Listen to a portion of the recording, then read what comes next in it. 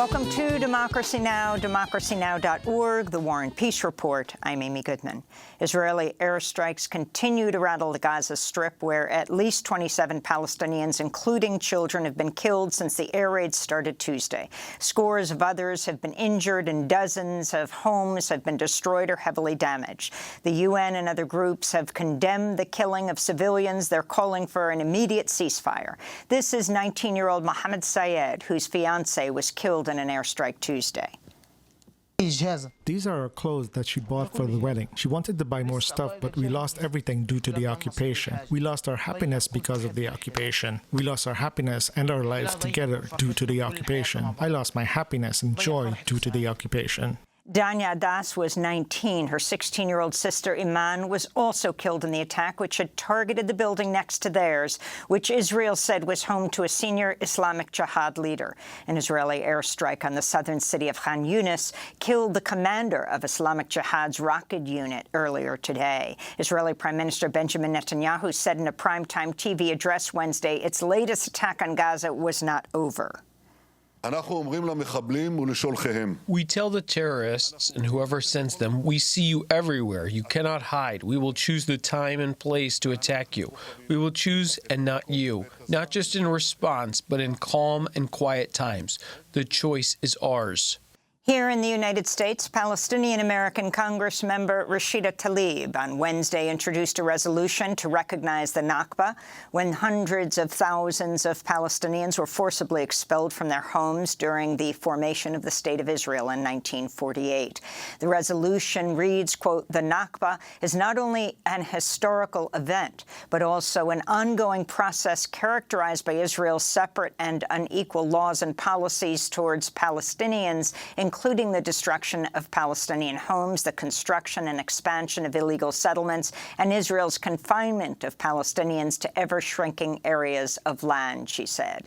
House Speaker Kevin McCarthy attempted to quash a planned event by Tlaib commemorating the Nakba by preventing it from going ahead in the U.S. Capitol. Instead, Congressmember Tlaib hosted the event in a packed Senate committee room filled with Palestinian rights supporters.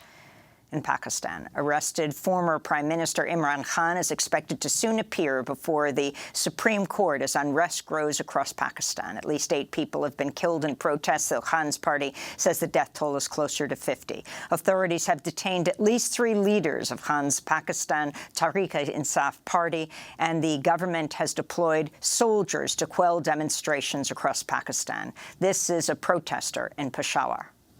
We had come out to protest, but the police fired tear gas shells at us. Then they fired shots at us. This is very cruel. We have come out because they have been cruel to Imran Khan.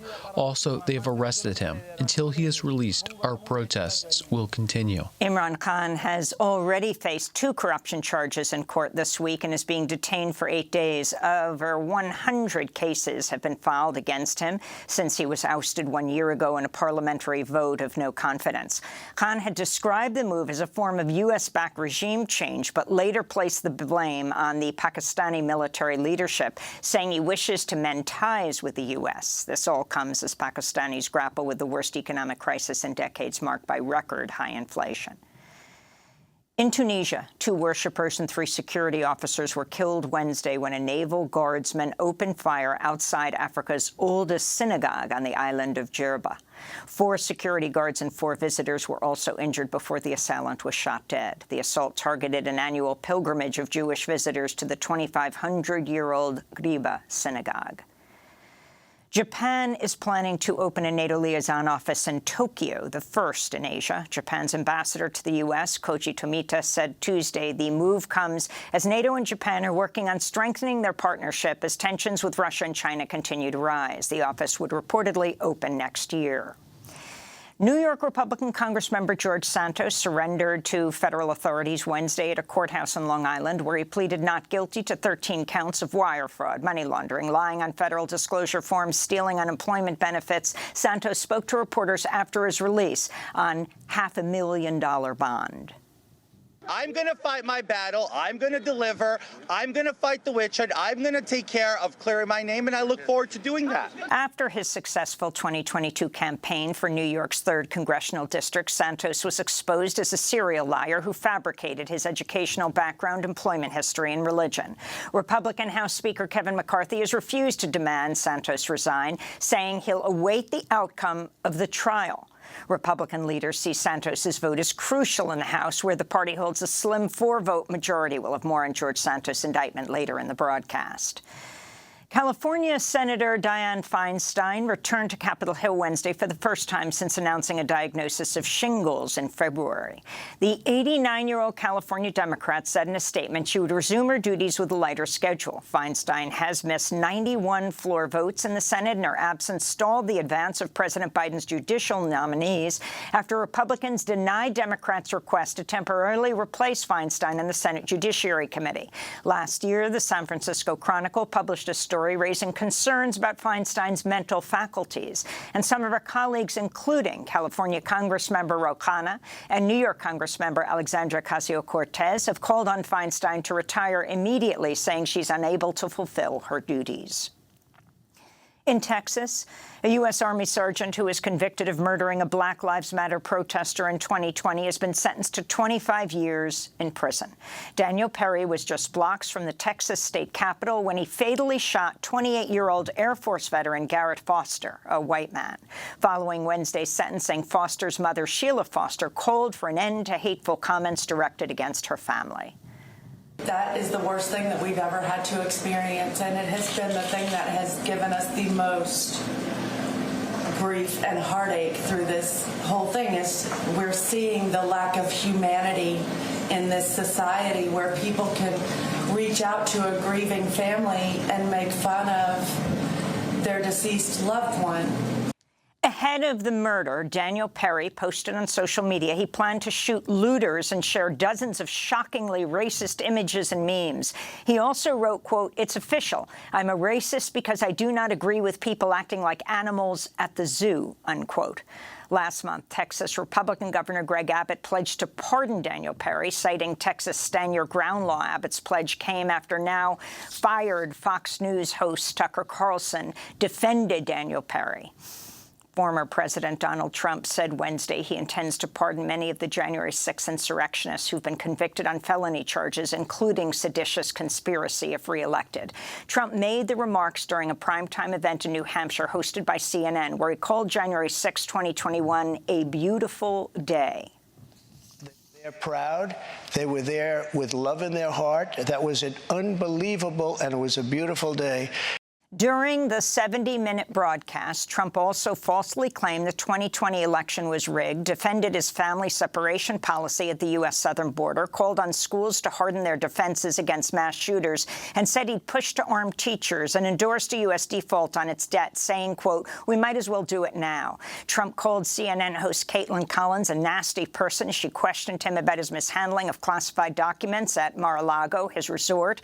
And Trump mocked writer E. Jean Carroll after a jury on Tuesday found he sexually abused and defamed her in the 1990s by branding her a liar. CNN's decision to host Trump drew condemnation. Former D.C. police officer Michael Fanone, who was beaten and tased by the right-wing mob who attacked the Capitol on January 6th, wrote in Rolling Stone magazine, quote, "Donald Trump tried to end American democracy. Why is CNN throwing him a rehabilitation party?"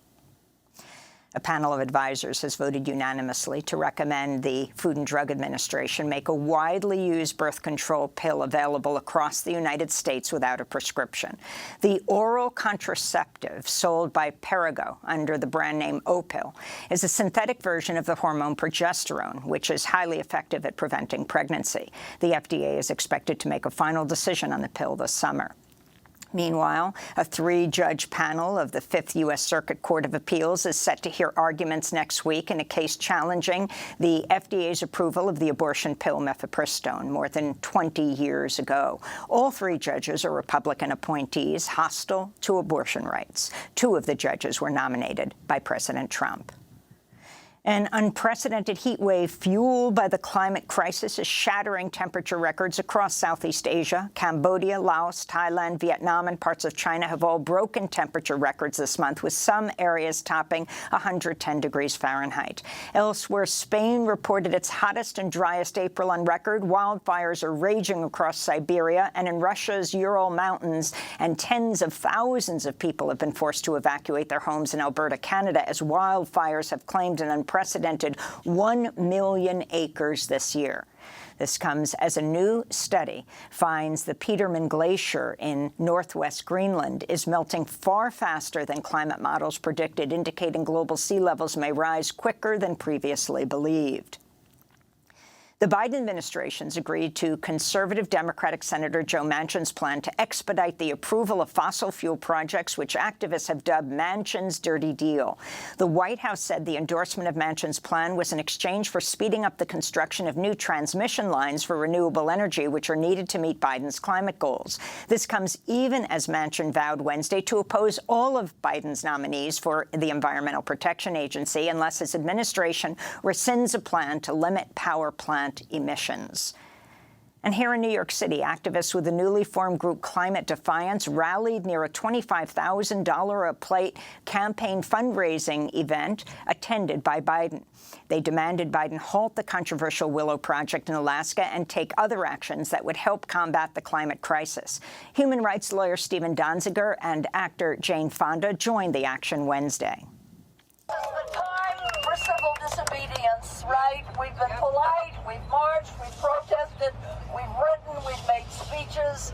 We have to up the ante now. To save the planet and our future, the window on that is closing rapidly, and we have to do something about it, and we have to be very brave. And those are some of the headlines. This is Democracy Now!, democracynow.org, the War and Peace Report. I'm Amy Goodman with Democracy Now!'s Nermeen Sheikh. Hi, Nermeen. Hi, Amy, and welcome to our listeners and viewers across the country and around the world.